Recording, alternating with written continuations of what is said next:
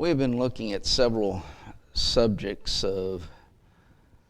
as to if we really believe the Bible, then we have to believe these things. We dealt with it first from the standpoint of salvation issues, but then there's moral issues as well. And in our lesson this afternoon, we want to look at the aspect of gambling. Gambling also would include the lottery that is so popular in so many states and with so many people now. Or a smaller aspect of gambling, pitching pennies, cakewalks, and things like that are many times even promoted by our schools. It would include bingo, as it is played so many times. So when we say gambling, a lot of times we think of, Las Vegas or the places like that, and the card games, poker or roulette, or those one-armed bandits as they are called.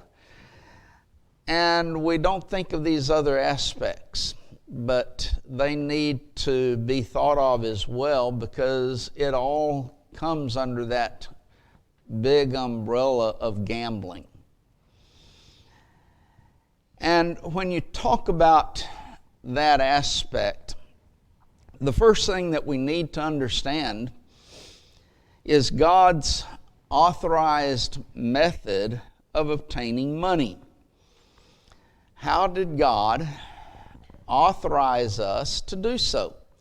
Since we claim to be people of the book and claim to do everything by the authority of Christ, we must have authority for everything that we do, Colossians 3:17. What about obtaining money? How did He authorize us to do so? There's 4 areas that God authorized us for obtaining money. The first of those is what we would generally refer to as labor.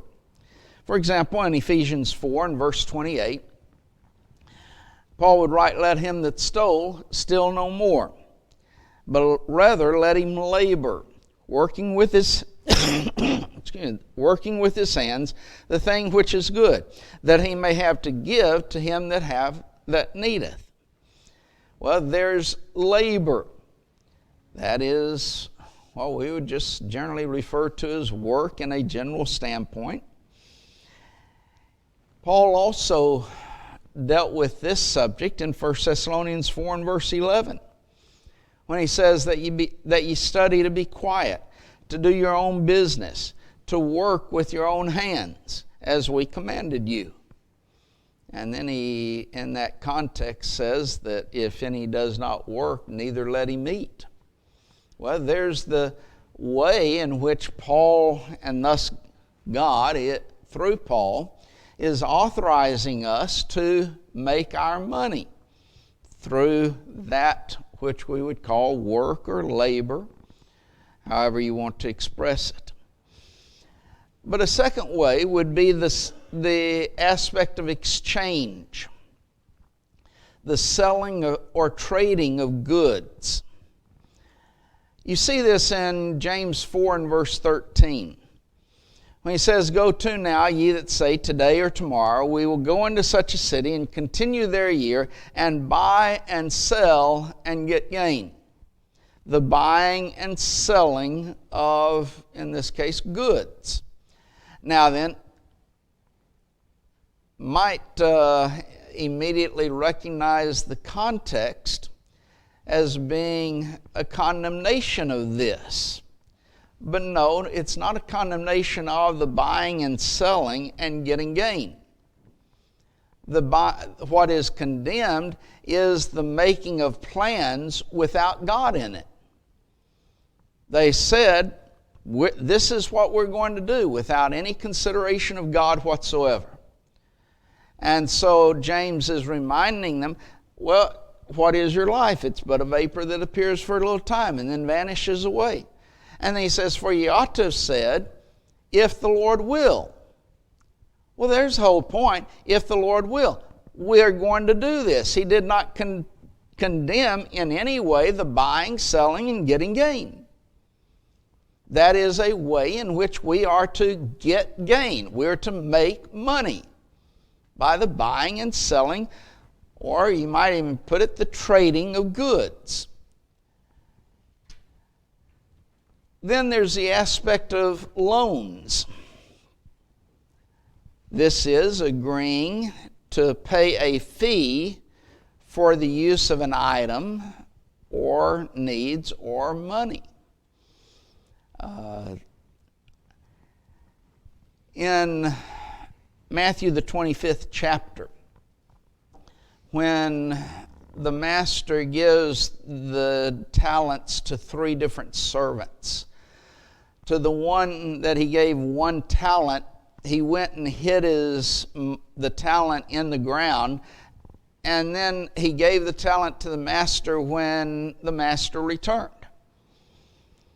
And the master, among other things, tells him in verse 27, thou oughtest therefore to have put my money to the exchangers, and then at my coming I should have received mine own with usury.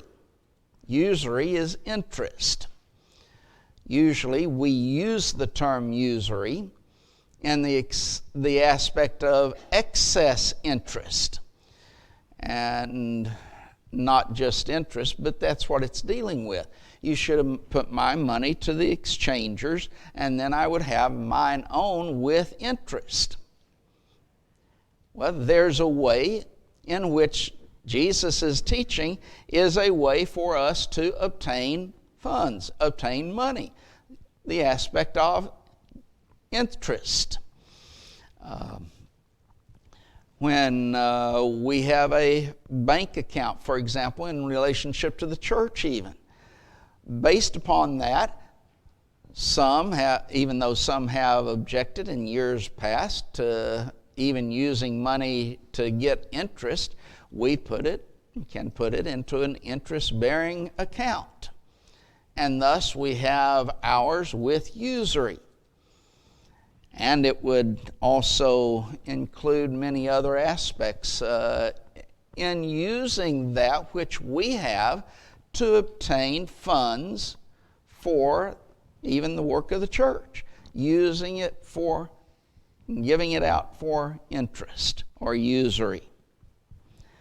The 4th way is that of love, to put it lack of a better way. It's a gift without any expectation of something in return. Gifts or expressions of love would fall under this. I give someone out of the goodness of my heart, I give them some money. As opposed to giving them money based upon the fact that they pay me back, and sometimes pay me back with interest. But in this case, it would be just giving them the money because it's out of the goodness of my heart. It would also include an inheritance. A person's inheritance. Why do we receive an inheritance? Because someone, in this case, dies, and they leave it to us out of the goodness of their heart. They have left us these funds, this property, this whatever it might be, as an inheritance because of the love that they have for us. Jesus really shows this, or it's stated by Paul that Jesus said in Acts 20th chapter and verse 35, I have shown you all things, how that so laboring ye ought to support the weak, and to remember the words of the Lord Jesus, how he said, it is more blessed to give than to receive. The aspect of giving is that aspect of love that you have for them, that you're giving them something. That's what we're dealing with in that. And so these are the 4 ways in which God has authorized us to obtain our funds, obtain our money, make our living, however you want to express it. And someone who, as we mentioned earlier, refuses to do such, then you let them starve to death. That's the teaching of Paul in 1 Thessalonians 4th chapter. If man doesn't work, neither let him eat. Now then, where does gambling fall into that? Well, you can look through all 4 of these avenues, and gambling in any of its forms is not included. If it's not included, and God thus does not authorize us to obtain our money, and when I'm using obtaining our money or obtaining our funds, it doesn't matter the amount that we're dealing with. It might be $1. It might be $50. It might be 10 cents. It might be $1,000. It doesn't make any difference. This is, unless we have authority to obtain money in that way, then it's sinful. And to engage in those activities of gambling, because it is not authorized by God as an way in which we can obtain our money, it is thus sinful in all ways and in all forms. But now then, with that understanding, there's some other principles that we also need to understand. And specifically, how gambling violates these principles. The first is that we are to be faithful stewards. Stewardship is a recognition first of the fact that God owns everything. And we are to use that which God has given us in a faithful way, in a way that God would approve. That's the idea of faithful stewardship. In Luke the 12th chapter and verse 42, the Lord said, Who then is that faithful and wise steward, whom his Lord shall make ruler over his household, to give them their portion of meat in due season? That faithful and wise steward, that's what God expects of us. In 1 Corinthians, the 4th chapter, in verses 1 and verse 2, Paul would say, Let a man so account of us as ministers of Christ and stewards of the mysteries of Christ. Moreover, it is required in stewards that a man be found faithful. Now, he sets forth in just an understanding of the context here. The stewards of the mysteries of God, is dealing with the New Testament and the salvation of man through Christ. And as Paul is using here, that as of the ministers of Christ, let a man so account of us, dealing with specifically the apostles and those who would preach the gospel, that they are to be faithful. The principle, though, that is found behind what Paul is setting forth, Paul is saying, we are ministers, as ministers of Christ, stewards of the mysteries of Christ. Now then, the principle that gives them that statement in regards to that application is it's required in stewards that a man be found faithful. We are all stewards of those things of God that God has given unto us. We are to be faithful in our usage of those things. Gambling is not faithful stewardship, just to put it in that aspect. Now, why? If you look at any of the gambling, look at Las Vegas. Look at the millions and billions of dollars that they have to spend every year. Electricity, power, and all of these other things, and salaries. Now then, where does that money come from? I mean, it doesn't take a genius to figure out. It comes from all of the gamblers that are coming in. And the more gamblers that they can attract, the more money that they're going to make. Why? Because gambling is established to where you will lose money. Here in the state of Florida, along with other states that passed the lottery, they always did it in the sense, this is going to support and it's going to go toward this, the funds are going to go toward this area. Generally, it's education. Where are those funds going to come from? It's going to come from the people who are playing the lottery. Why? Because it is designed for you to lose money. How is that faithful stewardship of your money when you're going to something and playing something that is designed for you to lose your money?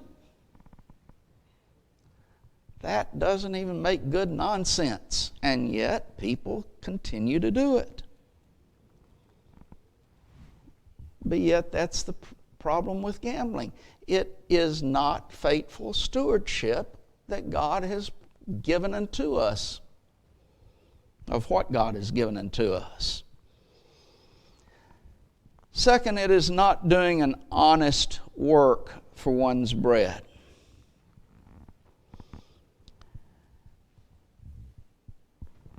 The passage in Ephesians, the 4th chapter, where Paul says, "Let him that stole steal no more, but rather let him labor, working with his hands the thing that is good." Paul is saying, here's what is good. What is it? You working with your hands to obtain your money, to obtain your funds. What is that? Doing an honest day's labor for the money that you obtain. Now then, where does gambling fall into that? Let's just say that, okay, we went and won certain things, whatever it might be. How is that doing an honest day's labor for that which you have obtained now? It violates that principle of that honest work that God expects of us. And let me just add this aspect in regards to it. God has always expected man to work. You go back to the Garden of Eden. I almost said Gethsemane. Get the opposite way from what Paul said this morning. Go back to the Garden of Eden. God, yes, gave them a negative commandment. Don't eat of the tree of the knowledge of good and evil. But He also gave them a positive command. You are to tend and keep, to dress the garden. Take care of it. What is that? You do your work that here in the garden. To take care of it. To work in it. God's always expected that. In the Ten Commandments, we talk about the fourth commandment, and we almost exclusively put it, remember the Sabbath day to keep it holy. That's not all of the fourth commandment. If you think it is, go back and read Exodus the 20th chapter. And you'll get down to verse, I think it's about verse 11, to remember the Sabbath day, to keep it holy. 6 days you're supposed to work. And then the Sabbath day is that Sabbath day of rest. But it's an aspect of work as well as remembering the Sabbath, to keep it holy. You work. God's always expected it. And as the passages that we read this afternoon in regards to the aspect of work, God, even in the New Testament, God expects us to work. Now, we are to do an honest day's work for our bread, for our food, for our money. Another problem with gambling is that it is highly addictive. I think there's a principle set forth in 1 Corinthians 6 and verse 12 that applies to many things that become addictive to us. When Paul says, all things are lawful unto me, but all things are not expedient. All things are lawful for me. Now notice this. But I will not be brought under the power of any. Now what is he saying? There are some things that might be right in themselves, but if it brings me under its control, then it becomes wrong. Why? Because I am to practice temperance and self-control. I'm the one supposed to be in control, not that. Whatever it might be. And when I allow that to take control, then I have lost control. That's what addiction is. I've lost control of myself so that I can't help it anymore. That's what addiction is. And Paul is saying, I'm not going to allow anything to bring me under its power, because I'm going to be under the power of Christ and under the power of the gospel of Jesus Christ. But temperance, self-control, is enjoined upon the Christian multiple times. For example, in the fruit of the Spirit, Galatians 5th chapter, verse 22 and 23. But the fruit of the Spirit is love, joy, peace, long-suffering, gentleness, goodness, faith, meekness, temperance. He says, against such there is no law. Temperance is self-control. Learning to control self. In becoming a Christian, that's one of the hardest things. People say, well, I do this without thinking. Well, you need to stop and think, because you need to learn self-control. Well, I say whatever comes in my mind. You don't need to learn self-control. You're not being a Christian in doing so. You learn to control yourself. But that is control, not giving up that control. As you go into the Beatitudes in Matthew the 5th chapter, one of the early ones is that of being meek. And being meek is, again, self-control. There's first, poor in spirit, a recognition that we need God. Mourn, that's mourning over sin and over error. Meekness, being meek, there's that learning to submit ourselves. That's control. Controlling myself, to submit myself under the control of God. But when I am addicted to something, I've lost that self-control. I can't do it anymore. And that, whatever it is that we are addicted to, is now controlling us. It has brought us, as Paul put it, under its power. He said, I'm not going to allow that to happen, even if it's right in itself.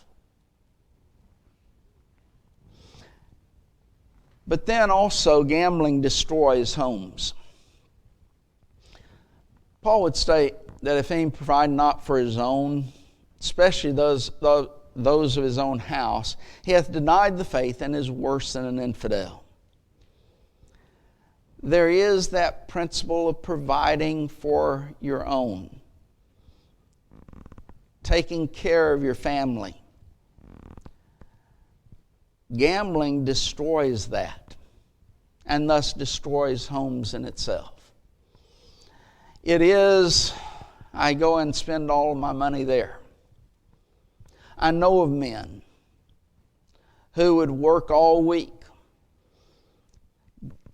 take the money, get on a plane, fly to Las Vegas or one of these other places, or Reno or wherever it might be, spend all of their money gambling, fly home, and then work again, and not leave their family anything.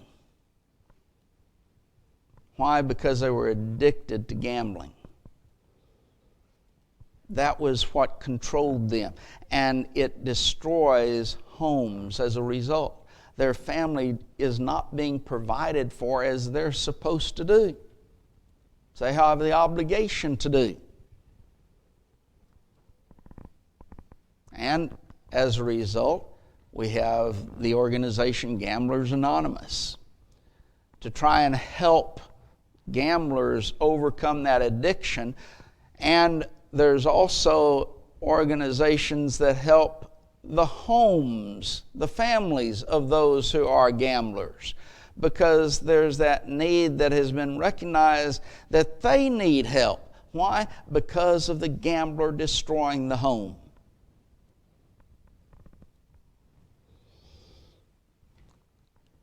Then it is the enemy of mental peace. The suicide rate among gamblers is extremely high. Why? Because there's no mental peace. They're always seeking that extra dollar through gambling, and it destroys the mental peace that they might enjoy otherwise. The Christian has a peace, as Paul puts it, the peace of God that passeth all understanding. Philippians 4 and verse 7. The Christian possesses that peace because he's not addicted to that sinful lifestyle of gambling. Because he has a peace with God, and because of that peace with God, he has an inner peace. That's the peace that passeth all understanding. Or as Jesus says, let not your heart be troubled. John 14 and verse 1. Your heart doesn't have to be troubled. You have an inner peace within yourself because you're in that right relationship with God, and you're living in a way that is under the control of God. But when we start gambling, it destroys that mental peace that we might have, and that inner peace, but also the peace that we have with others. Remember, Paul would say in Romans 12th chapter that as much as lieth in you, live peaceably with all men. So there's a peace with God, there's a peace within self, there's also a peace with others that Christianity gives us. Gambling destroys that. We talked about the aspect of love. Gambling is an aspect that destroys that aspect of love. Why? Because I don't want what's good for you. I want what's good for me. I'm self-centered instead of having love within our hearts. Because if what happens is good for you, that means it's bad for me. I'm losing money now, and you're getting money. And so I don't want that, neither does any gambler, because they want to win. Of course, it's designed for them to lose, but they still want to win. And that means I've got to take money from you. And I'm taking money from you in a way that is not authorized by God. And so from that standpoint, it is an aspect of stealing.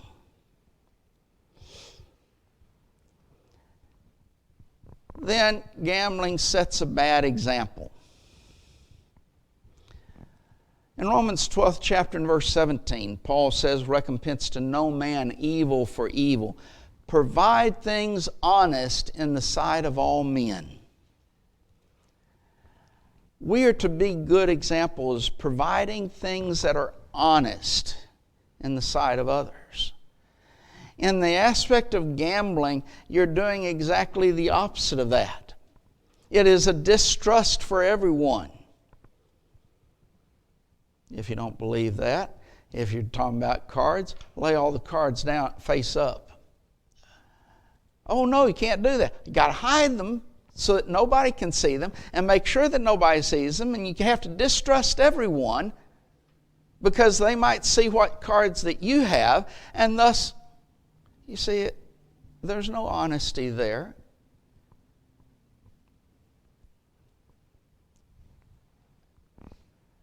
I think an illustration of providing things honest in the sight of all men is Paul. Paul is getting a contribution. Here's an apostle of Jesus Christ getting a contribution to take to Jerusalem for the poor saints there.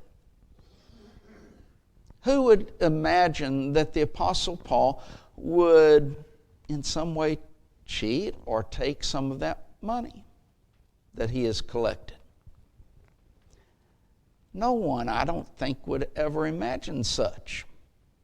But yet Paul made sure that others went with him to Jerusalem from other congregations to make sure that the money was handled in a proper way. He wanted to provide things honest in the sight of all men. No one could say, Paul, did you take some of that money? Not that anyone ever would, but he had evidence. No, these men were there with me. They know what happened. They know the funds were taken there. Providing things honest in the sight of all men. Is that the way the gambler works? In 2 Peter 2 and verse 2, Peter would say that many shall follow their pernicious ways, who by reason of whom the way of truth shall be evil spoken of. Now, the context of this again is false teachers. And because of these false teachers, the way of truth would be evil spoken of. But the principle there is that the way of truth is evil spoken of because of what some men do. In this case, false teachers, what they're doing and what they're teaching. But the principle behind it, again, is that by our actions we can cause the truth to be evil spoken of. That's the gambler. By the example that he is setting forth, he is causing the truth to be evil spoken of.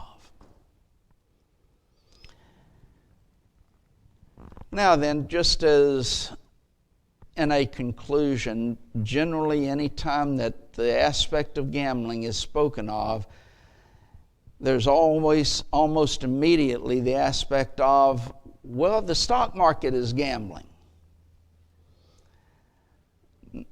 Let me show you a difference between the two. Let's say I take money and I put it into a stock. And let's say 1,000 other people have put money into that stock. It is my desire that that stock then go up in price. If it goes up in price, then all 1,000 others have made money. Go to a gambling place or start gambling, and what happens to all of the others if I make the money? They lose money. That shows an immediate difference in the stock market and gambling. They're not the same. However, with the stock market, it is the buying of a company or part of a company in which you're expecting, and you can look at all of the details of that company and you can determine, I believe this company is going to be profitable. And so I want to be a part of that company, and I can then buy stock in that company. That's not gambling. That is the buying and selling of goods. And that which we have authority from God for doing. The exchange of goods. Thus, gambling is sinful. And if we're going to believe the Bible, we got to recognize the sinfulness of this activity, no matter the size of it, whether it's gambling in a big way or gambling in a small way. Whether it be a cakewalk, buying a lottery ticket, buying a chance to win a certain item that you're going to be given if your number is picked? Gambling is sinful. And if we believe the Bible, we're going to have to believe such. Now then, I realize this lesson isn't designed to teach us what is necessary to become a Christian. But we would fail in our duty if we did not always mention the principles that are set forth in the Bible to become a Christian and then being a faithful Christian. Of course, to become a Christian through our faith, repenting of our sins, making a confession that we believe that Jesus is the Christ, the Son of the living God, then being baptized in water for the forgiveness of our sins. That's the way in which we become a Christian. Then we are to live by Christian principles, the principles set forth and established within the New Testament. Now, and if you this afternoon need to respond to the invitation of our Lord to become a Christian or to be restored to that faithfulness as a Christian, then why not come as we stand and sing?